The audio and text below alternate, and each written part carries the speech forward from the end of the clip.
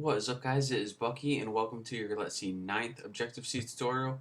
And in this tutorial I'm going to be talking to you guys about different types of data that you can store. I mean, we already learned how to store integers, which is great and all, but we want other forms of data too. And in this tutorial I'm also going to be talking to you guys about something called precedence, which is, well, you'll see later.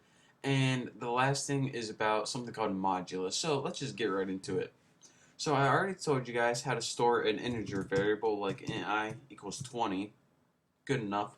But there are actually other types of data too. For one, we need a way to store numbers with decimal points. And this is called most commonly float. So if we put float, now you can store numbers with decimal points. And we'll just name this variable f and set it equal to like 31.37.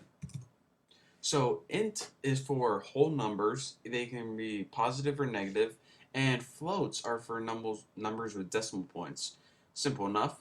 But there's one other type of data that we're not going to be dealing with a lot, but it's pretty much like a super float. It's like a float that can hold more data. But again, like I said, we don't really use it all that often. It's called a double. And it actually can hold twice as many significant digits as a float, which means if a float can hold like 10 numbers, a double can hold 20 numbers. That's your real quick tutorial on that. So a double, which is named this variable d, we'll set this equal to something like 9.32. And in order to, since this double can store huge numbers, I figure it would be a good time to tell you guys about exponents. Anytime you want to write an exponent like 10 to the 12th power, you put e, which stands for exponent, and then put plus 12. And don't forget that, remember from like scientific notation, you can put like 10 to the negative 8th power, and that's why you put plus 12 because it's positive 12th power. So now this is like 9.32, and move the decimal point over to the right 12 spaces. And you can also put negative and make it a really small number. But anyways, like I said, don't even worry about doubles for now. We use them very rarely. And the last type of data I want to talk to you guys about is something called a character variable. And put char C. And what this can hold is any single character, which is most commonly letters. Like, I'll store like B in this one. In order to do this, put two single quotation marks and put a character in there. So now whenever we use this variable, it's going to just hold that one character B. And you can also do cool things like store symbols like semicolons and stuff like that. But we won't get into that now. So let's go ahead and print all this out. ns log. Let me go ahead and make a template for this first. Get the add sign. And let's see, we got 4 right here. So here's a nice little shortcut. Copy. Oops, that's embarrassing. There, so let's see, IFEC, IF.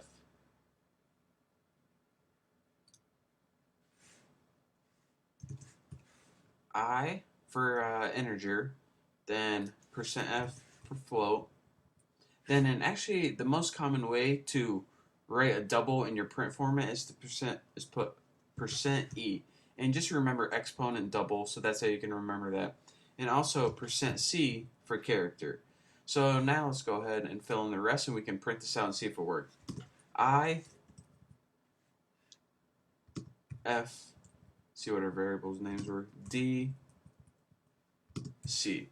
So now let's go ahead and run this, and hopefully we didn't get any errors. Succeeded, very nice. And now you see our integer is 20, our float is this, and you see we have a little problem with rounding issues with our computer, but we'll get into that later.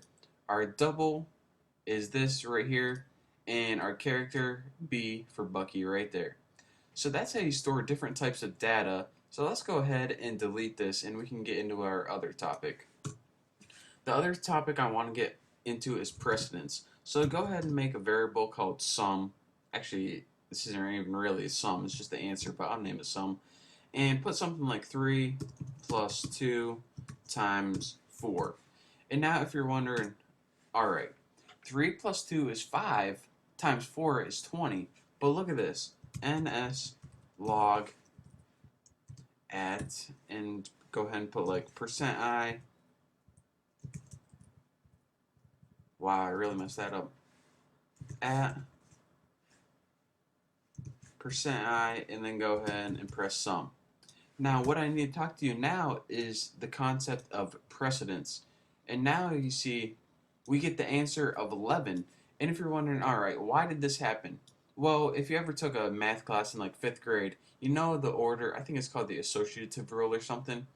But certain operations have precedence over another. It goes, the most important is parentheses, then exponents, then multiplication and division, and then adding and subtraction. So what this means is, whenever you have an equation, it's going to do everything that's in parentheses first, then it's going to take care of the exponents, then it takes care of multiplication and division.